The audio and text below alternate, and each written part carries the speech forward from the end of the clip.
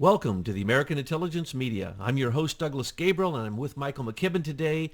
We are just continuing this amazing discussion on IBM, how they worked with the Nazis, how intelligence groups in Britain go all the way back to World War I and come forward to this very day and have infiltrated every level of our government. Anything to do with communications, even corporate communications, government communications, military communications, all goes back to a British plan where they set up a black chamber and they basically laugh at us as they helped us set up our system, which we are still under the control of that system. So we're talking today about the fact that fascism came into intelligence not just through the Nazis, but through the British Commonwealth. So, Michael, welcome to the show.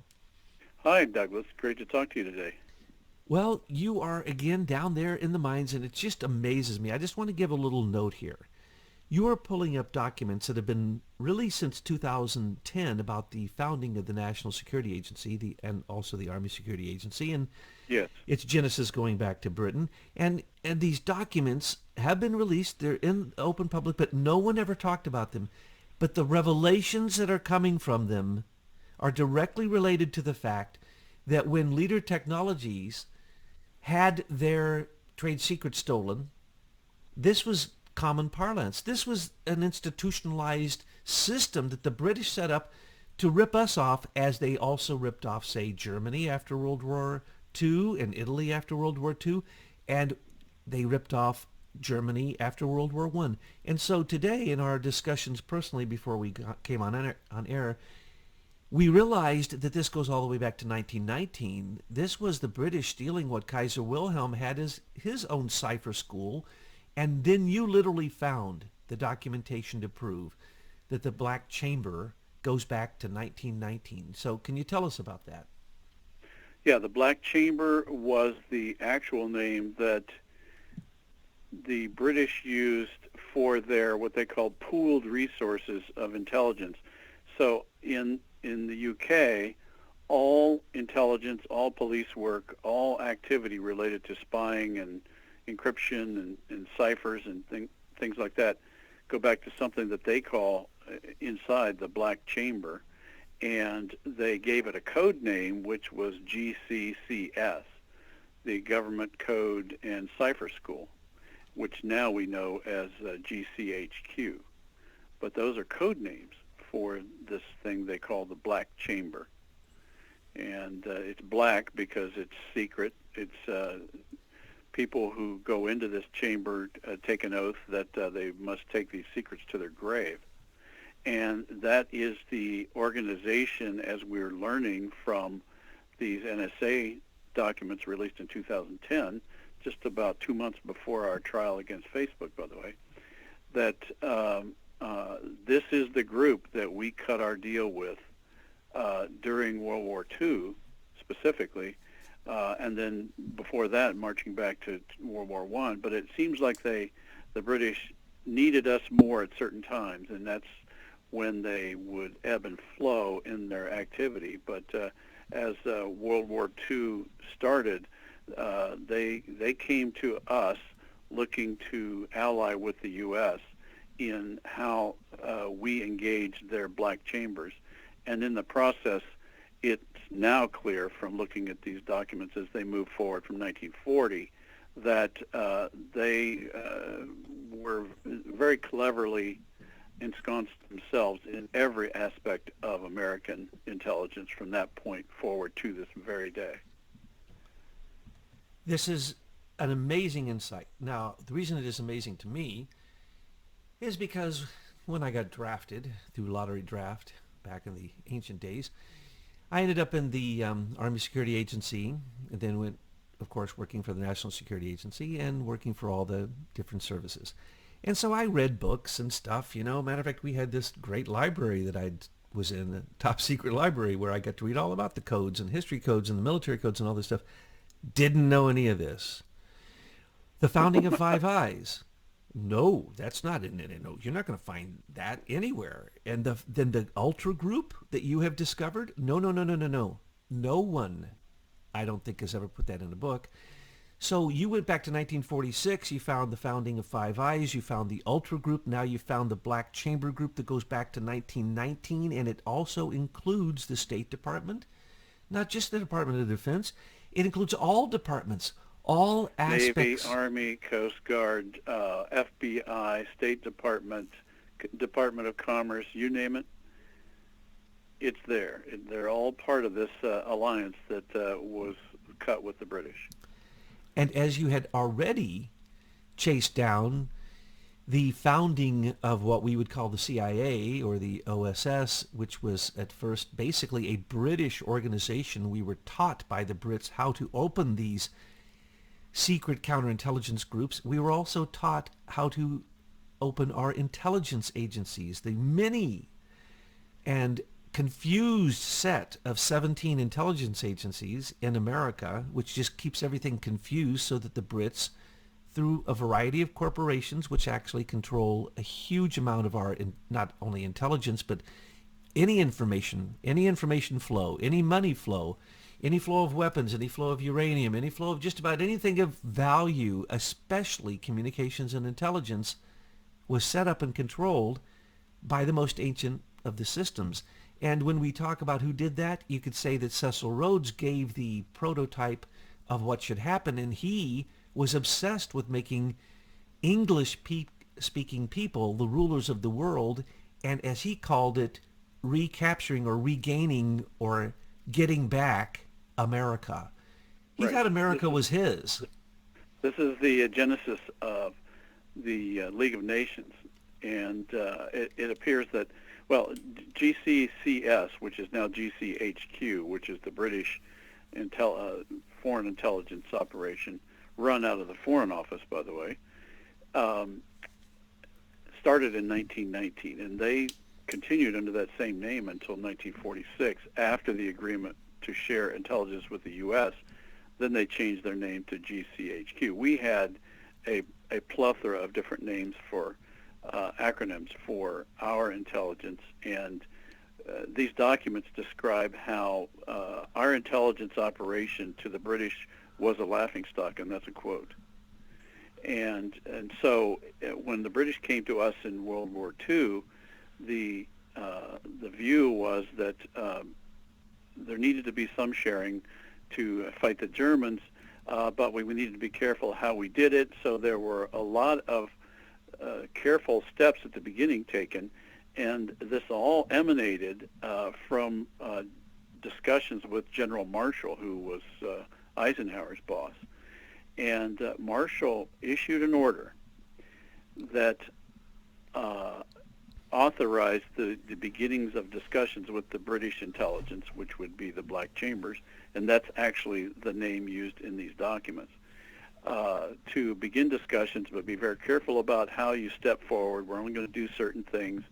And in his order, there are two paragraphs which are really important in our investigation of how our technology was stolen, which basically say that General Marshall said that we're going to share intelligence, but we're going to respect the intellectual property rights of inventors, patentees, and trade secrets holders, and that anything that was done on either side of the Atlantic had to compensate fairly and reasonably the inventors and holders of that intellectual property in the process of this intelligence sharing.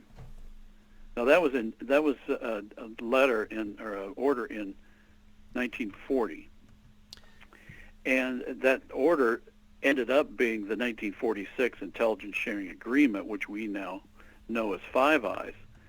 But what clearly happened after 1940 is the people that actually implemented that on our side and the British side ignored that order regarding respecting patents and trade secrets. Totally ignored it.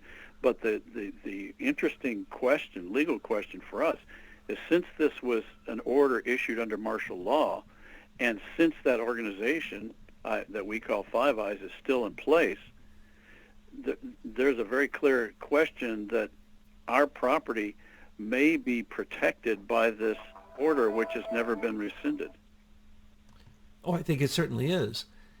And when the highest general in America makes a big deal over the fact that he's not going to let, basically, Britain steal our patents, think of that. That's a general. Why is a general getting in on patents? Because he knows that the real warfare is with, for the time in 14, when they stole, when they played like Marconi invented the wireless and they actually stole it from Tesla. That was the British who did that. Right. So Marshall would have known this long history because he would have known the history of intelligence in the military, right? So he was basically saying, I know your gig, and I'm reinforcing the fact that just because you're military doesn't mean you get to steal all the patents. Yep. And this is very critical because the wireless that was happening then was the control mechanism of propaganda for all communications. And it took what used to be the State Department, or the Foreign and Commonwealth Office, as they call it in Britain, used to be their job. And what would they do? They would encode messages in cipher in all their letters to their ambassadors in other countries, and then they would, that's how they communicated their secrets, right? Right. So from the beginning, the government code and cipher, what is it, GCCS, the government code and General cipher. Communications and Cipher School. There you go, and school. That was for the State Department too. That was for everybody. And as I've said before, when the bankers were doing this, they not only had that going, but they also used carrier pigeons, and they sent messages. So whoever could, and on the ships where signals intelligence was a huge deal, they would use lights with kind of like a Morse code. By the way, that may sound funny about the carrier pigeons, but there was a whole British group that managed carrier pigeons in World War II, and they were a part of this GCCS group. Absolutely. And on every naval ship was a signalsman. And the words signals intelligent isn't signal intelligent, it's signals. When they're flashing those lights in the ship from one ship to the next, ship to ship communications, those are ciphers. Now, this is critical because they saw that as technology was coming into place, they weren't just going to be able to communicate a little, they would eventually communicate globally. So people started thinking, well, how do I take over the whole world? Cecil Rhodes wanted the English to take over the entire world, but first he wanted to get America back. He didn't believe we won the revolution, That's and right. I believe That's he's correct. That's written specifically in his will, that his priority was to get America back, and that was an aim of the Rhodes scholarships. And now, as Rhodes said, it isn't a matter of nations, it's a matter of race. That's the past. That's a very sick past. Anybody who thinks that a race, one race should rule the world is a sick little puppy. And they need to look at history. That isn't the way it works. So when we started virtual reality, because of the inventions of leader technologies and your trade secrets that you and your inventors made, we were able to go into a virtual reality with loads of other people, billions if we wanted, I guess, all at the same time. And that is where the big warfare is going on. So when General Marshall, martial law, when this guy who was telling the president what to do wanted to make a big issue with the British, what he was saying is, I realize that you've screwed us. I realize you've given us a limited intelligence system. I realize that you can see into us, but we can't see into you. I realize you have your own black chamber and that you don't allow us to go in it. And I also realize that the people who were part of this from 1919, from the Rhodes Round Table to the Milner Round Table to Milner's Kindergarten, and to all that you have then revealed ever since then, from the Stay Behind troops to the founding of the CIA, they've all built everything on intelligence. Intelligence, or intel rules, period. And if you make up fake intel, you can create wars that were based upon that fake intel, and no one gets to question your intel because you're in a small little group that nobody else gets in. And you don't even have to tell the people above you or the president or the queen or the prime minister, anybody. You get to continue in your self-perpetuating little black ops counterintelligence intel group. And what do? You simply set it up for insider trading so that those people have the power, control, and money and pass it on down to their family. And that's what we've realized. This goes all the way back to 1919. These are dynasties of intel manipulators who actually control politicians and governments. Well, let me read you a little bit of this letter. It's dated September 9th. It's a memorandum dated September 9th of 1940 for the Chief of Staff from the War Department General Staff. And I'm not going to read the whole thing, but portions here. This letter constitutes the sole directive from higher authority under which the interchanges of information have been conducted. Tyler. The subject is Directive to G2, which means intelligence, covering interchange of secret technical information with representatives of British government. And then page 2, it starts, the Secretary of War directs as follows. And in point 4, information on devices or processes of manufacturing which are not owned by the United States government will be handled as follows. And then A, information furnished by representatives of the War Department will be of such general nature as not to jeopardize patent rights or trade secrets. And then there's a long section B, which basically says they must guarantee the rights of the patentees or their assignees and are responsible concerning the entire and reasonable compensation for such use. So what we see here, Douglas, is that General Marshall, who was running World War II on our side, was attempting to protect patent holders in the United States. But what we now also see from these documents as they carried forward to implement his order, that they completely ignored this effort. In fact, did exactly the opposite. They stole everything that wasn't tied down. And even 2 years later, we see this confiscation of access, over 50,000 access patents, and they clearly were using the excuse of war to steal patents from anybody that lived in access powers and occupied territories. And probably as we dig more into these documents, we'll see other games that these lawyers played to try to justify confiscating American patents. But clearly this letter has seniority over those documents, and even has seniority over the confiscation of the access patents. So this is a very interesting legal question, since this order was issued under martial law, in addition to the fact that it's also fulfilling the Constitution under the Fifth Amendment Takings Clause, which says if it's kind of like eminent domain, and it's a similar concept, that if the government takes your property, you at least are owed compensation for the value that the government received. And that's what Marshall is really emphasizing here. He's actually quoting law.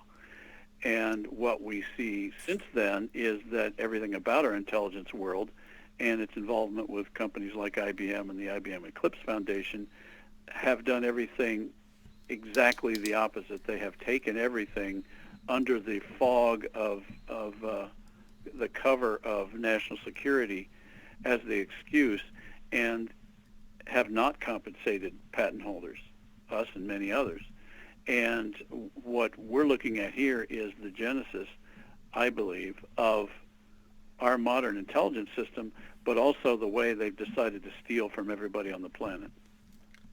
And that's kind of exciting to finally see the core of this criminality that we've lived with our whole lives. Now, the oxymoron here is that General Marshall is doing this for the Department of Defense and for national security, but he didn't know that the British were helping us set up our CIA for international security. So anytime that a John Brennan wants to say, well, I just usurped the president because I even took away his very great power of national security, which you can put on anything and control anything within the Intelligence Committee or Department of Defense, and it's now international security. But the problem is that we sold out the international security to the Brits. And let's hear about what you can tell the way that this continued after World War II with TICOM, and a paperclip and tens of thousands of patents stolen, militarized, weaponized, and we were never even told about them. So when everybody says, oh, the military has all these secrets that could change the world, we could get free energy, that's probably all true, at least in terms of my research. It has demonstrated to be true. So tell them about how this literally became institutionalized, and perhaps this is why Marshall was so concerned that General Marshall was thinking, you're just going to steal from us like you stole from Germany, Britain, he's saying. Britain, you're going to steal from America like you stole from Germany and Italy. That's a good, I think that's a reasonable conclusion from looking at this letter, because this paragraph is the longest paragraph in the whole document. And it's the last main point that he made before concluding and signing it. So there was a strong statement, and you're probably right. I mean, he also talks about protecting American patents in the dominions, Great Britain and the dominions and colonies, from people repatenting in those places where they call letters of patent, and saying that the British had to protect the American patents into their Commonwealth and into their empire as well. So he had something in mind, and on paper this read real well, but that was probably the last time he dealt with the subject, because what they did after that was to completely ignore this. And then we roll forward 6 years to Operation TICOM, where these same intelligence people that were responsible to carry out this order sent their minions out all over Italy and Germany to seize all the properties for cryptanalysis and cryptography, which were generally locations that held IBM equipment that was used in the German and Italian efforts for cryptoanalysis. And as we now see from those TICOM documents, they actually had a crosswalk table of the equipment the Germans were using and the IBM equipment that the Italians and on the one side was the Italian and German use, on the right side was the U.S. Army use, and they said that they were comparable. So we don't know. There isn't much discussion of what the British were doing. We know what the Hollywood's trying to tell us, that they developed this computer called Colossus, and what we now think is that Colossus was nothing more than a cover name for all the IBM equipment in Bletchley House, because there is some discussion that the Germans were aware of all the IBM equipment in Bletchley House, although they suspiciously pat themselves on the back that the Germans were magically not able to, never knew about Enigma ever.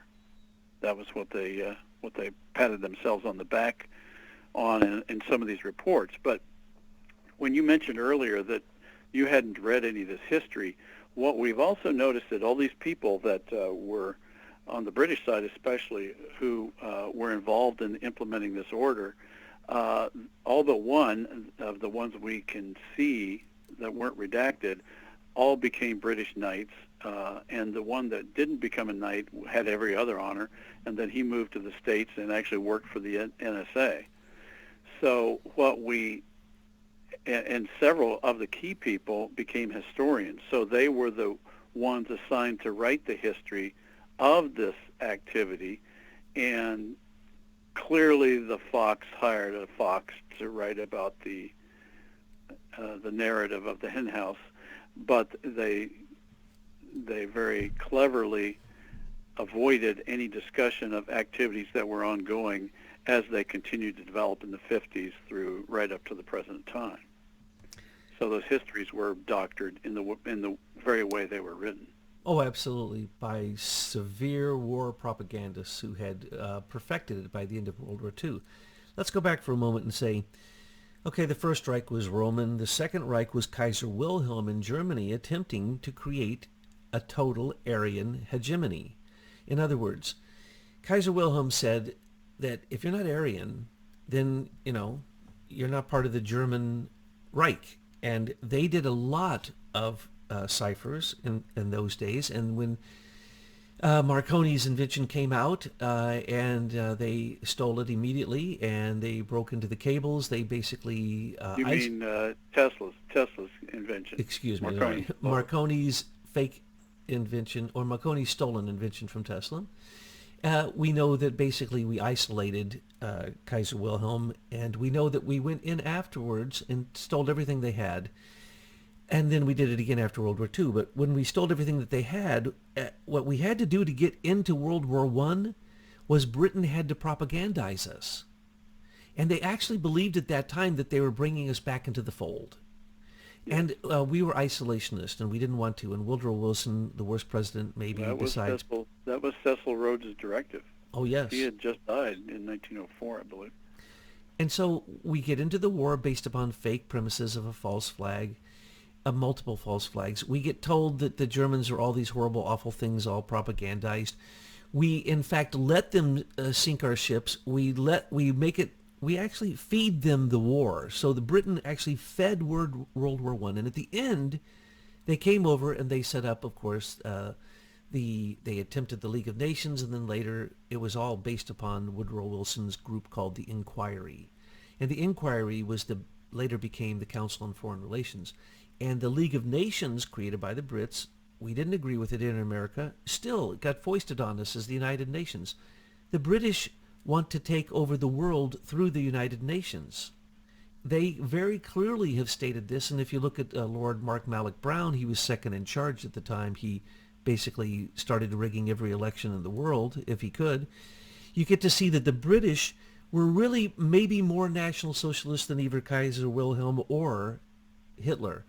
So you get to see that this is the same plan of the Brits in World War I and World War II. Bring America in, set up systems in America that make them nothing more than another one of our Commonwealth nations, or turn our colony back into a dominion, whatever they had words for this. They actually were attempting to do this. They didn't set up a good intelligence system for us. They set up a second-rate system for us, and they used IBM. And we now are pretty sure, because there was this whole scandal that came out. The Hollerith cards, the IBM punch cards from World War II, some of them were preserved because they actually had recorded, as you pointed out in a previous conversation, the whole life of the Jew that was put in the concentration camp was put on one IBM punch card. That also determined whether they had gold, silver, whether they had land. No, they didn't have land. Or whether they had gold in their teeth, and any assets they had. They had land. I mean, they had property. It was a full description of their biography, including their property. Well, the Jews were in some countries restricted from buying much property because, or houses and businesses. Mm-hmm. In fact, one of our shareholders' family lost their property in Kristallnacht, and so they were clearly one of the people on the cards. So when we see IBM, which became international business, I think in 1933 or 34, when Thomas Watson came to take over the company, which up to that point seemed like it could have been an okay company, but after that it went square to internationalism. And it, just like Prescott Bush and Brown Brothers and Harriman Brown Brothers and the Union Bank and the Citibank of New York and all these different banks that gave money to Hitler. Remember, the Brits sat there and watched Hitler, against the Treaty of Versailles, remilitarize, and they actually used their banks to give them money. So you're going, well, wait a second. Wait a second. The Brits and the Germans are brothers. They're blood brothers. And so it was really only a few people in England who really wanted that fight with Hitler, but they had to have the fight because he militarized to the point, and he basically said what Kaiser Wilhelm said: I'm going to carry out the dream of the Second Reich as the Third Reich, and only Aryan, German-speaking people, they believe the Germans were the true Aryans, they're the only ones going to be in charge when it's all over. It's another hegemony project. Well, IBM knew that, just like Prescott Bush and the banks of England knew that when they gave the money to Hitler. So when IBM went to work with Hitler, they knew darn well that they were exterminating people in concentration camps, and they were making money off of it, and they even kept a lot of the cards. Those cards later were used to reclaim some of those assets. But they kept the cards as blackmail. And they served both sides of the war. And where were they supposed to be working out of? America. Well, they were the first ones to jump into the war. Okay? Prescott Bush, Union Bank, and all the war hawks jumped in to support Hitler before anybody else did.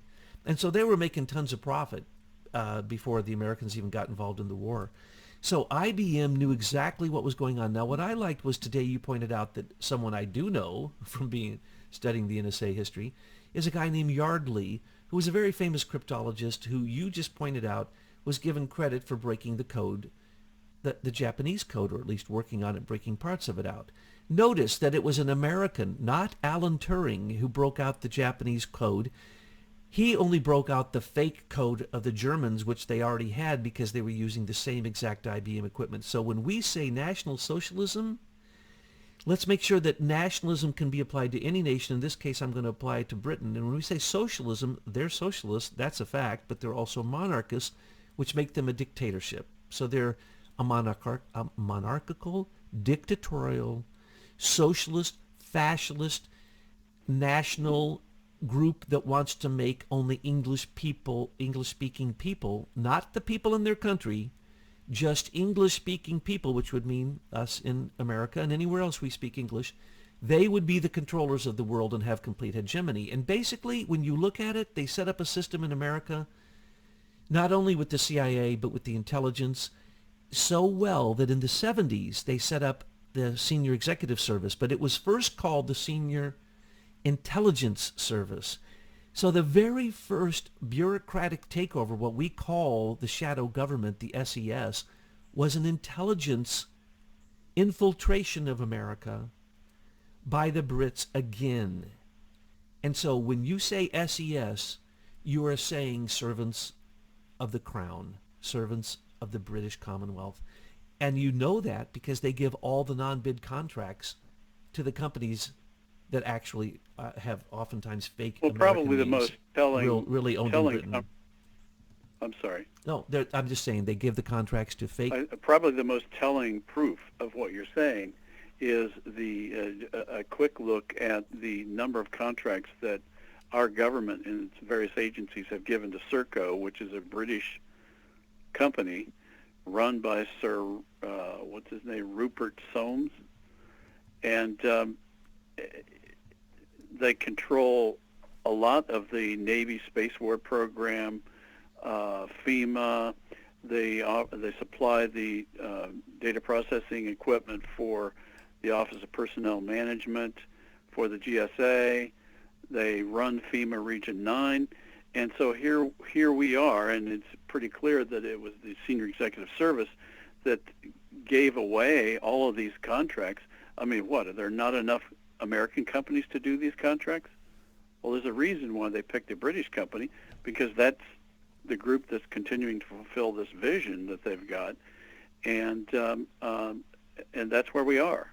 And the fact, and worse, this same Serco has been given the contract to manage the U.S. Patent Office.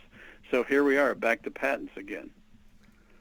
And by doing that, they are specifically going against this martial order. And so this martial order may continue to have great power as we try to right this ship that seems to be sinking fast. Oh, absolutely. And when we say intel, remember the mainstream media is the number one intel group there is. And they are the number one propagandists. And they are supporting who? The very people who make money off of the U.S. Federal Reserve and the central banks and the mainstream media and most investments in the stock market with high-frequency traders and all these different things. You can name them. Who are they? They're the big companies behind the asset, the names behind the big asset management companies who, in some cases, can have 20 companies to hide the way that they move the money around. What is this? This is the old British system taken from the Viennese, mixing in a little bit of the British East India Company's propaganda, because remember, the British East India Company was out killing and maiming and taking over countries, but In Britain, they thought that they were just fine and dandy people. And they had to convince the people that they were at war with that the British are good and that the English are a superior race and that they've come to help them. It's still going on to this day, and it makes me sick. So the mainstream media, it's the same old people. When you look at it, who are those? Those are German, Dutch, and English bankers. And we've spelled this all out. If you want to know who runs the military-industrial complex, it's British bankers primarily, but they came from Germany, and some of them came from Holland. And you can trace their families back. It's the same old, same old. The problem is the bankster corporate dynasties. We now found out that slipped into the intelligence communities. And so there's these insider groups who control the intel, which controls everything. It controls the stock market. It controls who you're at war with. It controls everything. And we're seeing that this has become institutionalized. And let me give you a perfect example. Now, when you say Israel, you say Britain, okay? I don't know if people understand that. But if I say Israel, don't think nice little Hasidic people speaking Yiddish. No. Think British Zionists, because that's who created Israel, okay? Don't forget that. So, in Israel, America allows the Intel chip, which has a mechanical engine on the back of it that spies on every single microchip, which is in almost every computer that we have. Who builds them? Well, if you look really hard, you're going to be shocked to find they're made in Israel. And you say, but wait a second, Israel? Why would Israel be making Intel and American companies' chips? Well, I'll tell you why. Because Britain taught the Zionists in Israel to take advantage of this institutionalized system that you're describing that's been going on since 1919. So they have a group, they not only had the Mossad and a unit 8200, but they have a thing called Talpiot. Talpiot is when most everyone in Israel has to go through the military. They have to spend years in the military. And I forget how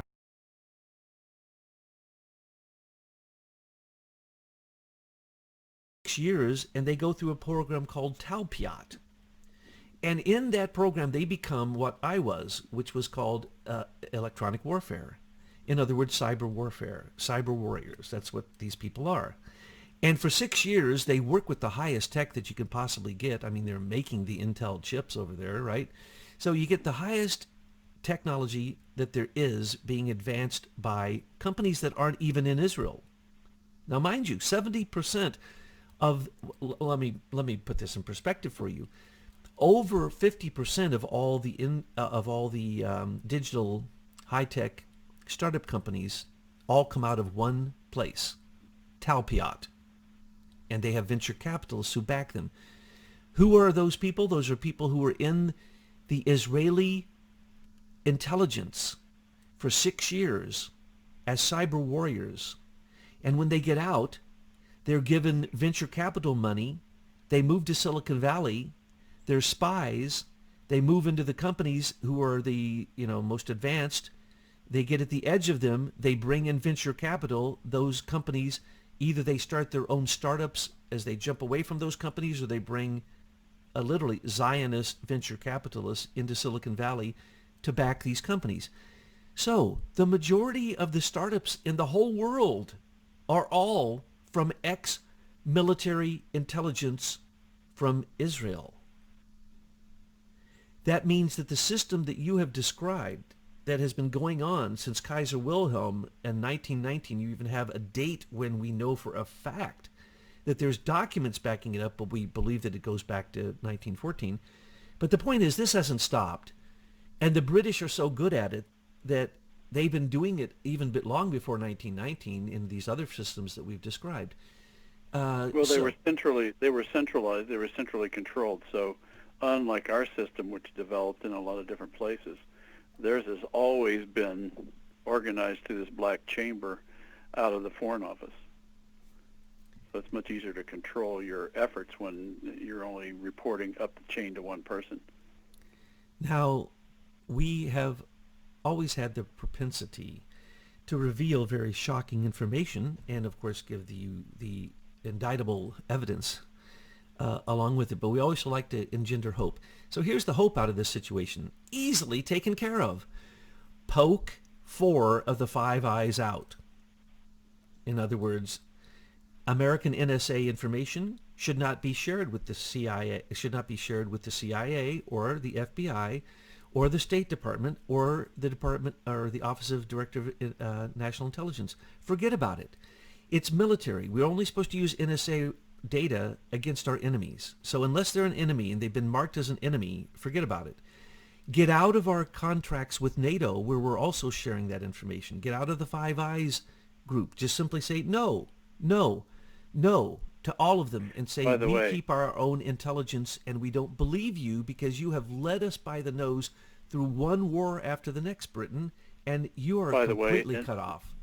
There's a 53 document where the then current Army Security Agency director is giving a secret speech to the War College, and in it he specifically says that by 1953 America had largely given up its intelligence sovereignty to, he mentioned the UK and also NATO.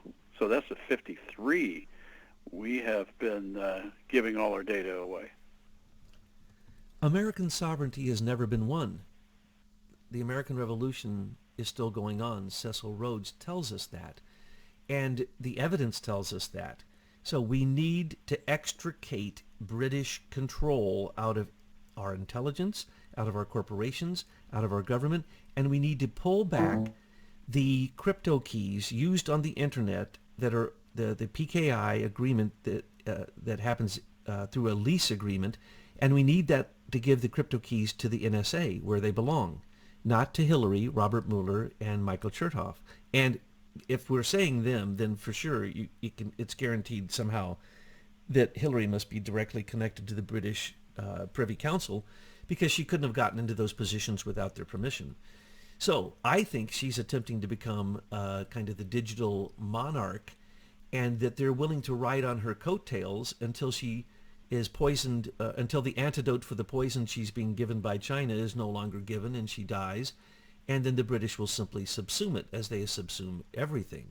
So what you have revealed is an institutionalized plan. And when we talk about General Freeze, who was on your board for Leader Technologies, we're talking about the guy who led the ASA, who basically was almost there from the beginning, who would have had to have known that it was all British controlled. There's no way that anyone on the inside who was a part of Ultra or part of those the American Black Chamber or knew anything about the British Black Chamber, or basically like General Marshall, if you were in the know, you know that Britain has been controlling us and that they are equally as bad as the German Nazis. I know that some people don't like hearing this history, and but for me as an engineer, this is critical to understand what the problem is so you can set about fixing it. And this evaluation of our team of these documents is ongoing, but maybe I can kind of bring it to the current set of questions that we're all facing as a result of the activities of these people who have been undermining, I don't know, how do you say it, all of human culture for all these years with all this secrecy and this evil conduct. I, not knowing what I didn't know back in the day when I was working with dissidents and Christians in the Soviet Union, is I was seeing the fruit of this mentality that created communism, that created fascism, and that appears to be creating a new form of corporate fascism here in this country. And what concerns me is that we've allowed ourselves to go to sleep on these questions. And what we're now seeing is people's voices are being shut out of the internet. We're seeing people's ability to buy and sell start to be affected. They're getting cut off from their ability to do commerce on using this technology. And so what we've got to do, I think, is step forward with some practical solutions, and that's what we have worked to do. And because of this, we didn't choose to be in this position, but we are in this position, having supplied a key piece of the technology these people are using and have been using to implement this very heinous, evil system that is pushing themselves to go to where humanity has been numerous times, and we just don't want to go there. I've seen this picture before. I mean, the Soviet Union collapsed from its own corruption. And, I mean, they're not perfect now for sure in Russia, but hopefully they've learned a few things and are not going to try to repeat those mistakes again. But what we've got to do is, I think we've got to have President Trump fund this Miller Act notice so that we can free the resources to develop a truly free press in this country, which we obviously have not had. And then secondly, I think he needs to rescind all the contracts for all the digital key certificate authorities on the planet and give them to a whole new group of people. Because what has happened is the power to read everybody's mail has been managed by these digital keys, which comes out of this ciphers that we've been talking about today. And that ability is ubiquitous. It's across the board. And how are you going to stop it? Well, you're going to stop it by giving new contracts to new companies that don't have all these ties to these people. They've so tied this together, they're almost there.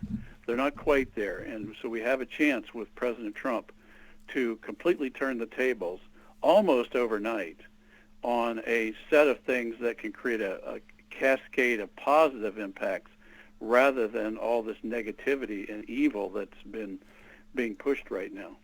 So that's where I think we got to go. And I think it can be done.